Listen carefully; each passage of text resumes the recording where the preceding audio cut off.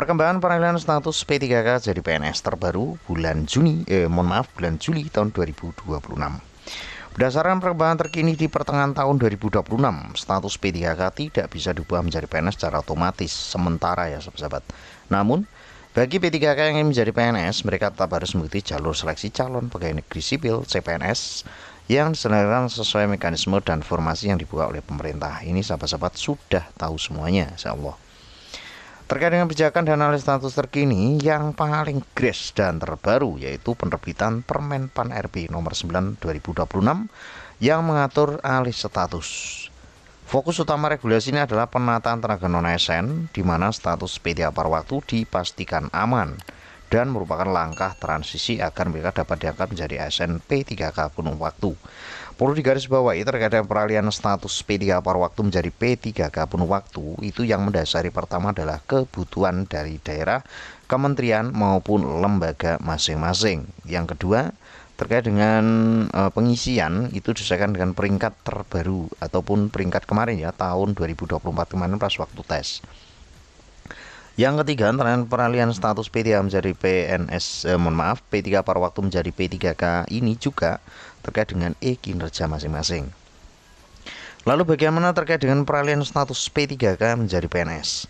Di sisi legislatif, Komisi 10 DPR RI juga terus mendorong dan mendukung upaya agar profesi seperti dosen dan guru berstatus P3K diberikan jalan dan peluang untuk beralih menjadi PNS.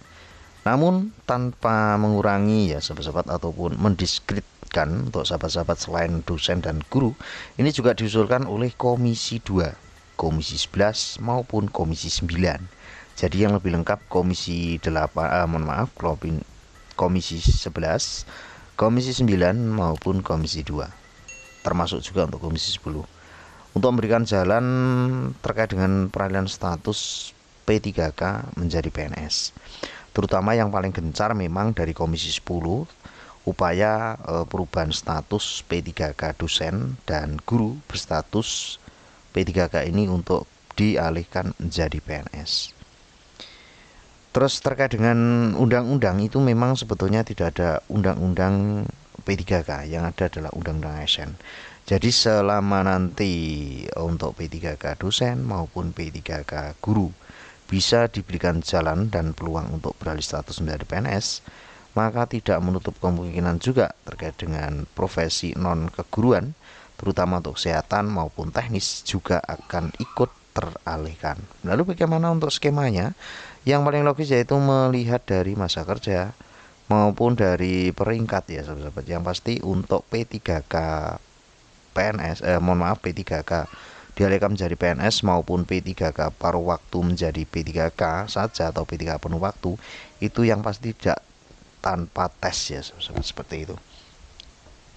Walaupun untuk peraturan Permen nomor 9 2020 ini sudah terbit, itu nanti efek dominonya juga perlu dipersiapkan untuk formasi P3K saja di daerah masing-masing yang mungkin akan segera direalisasi di akhir tahun 2026 paling cepat atau di awal tahun 2027.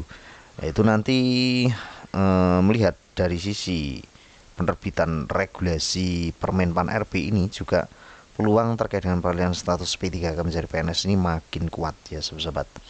Jadi bagi sahabat-sahabat yang sudah berkomentar di bawah video ini terkait PP-nya mana bang dan sebagainya, sementara ini belum ada. Jadi yang pasti adalah usulan ya sahabat-sahabat, usulan, dan ini sudah masuk di prolegnas atau program prioritas dari Dewan Perwakilan Rakyat.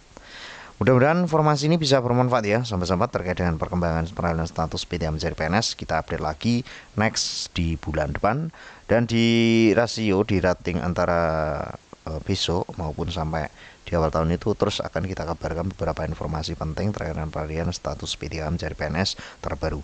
Mudah-mudahan informasi ini bisa bermanfaat. Terus pantau informasi terbaru, jangan lupa tetap semangat perjuangan ya sahabat-sahabat. Terus pantau informasi terbaru hanya di kanal YouTube ini. See you next time.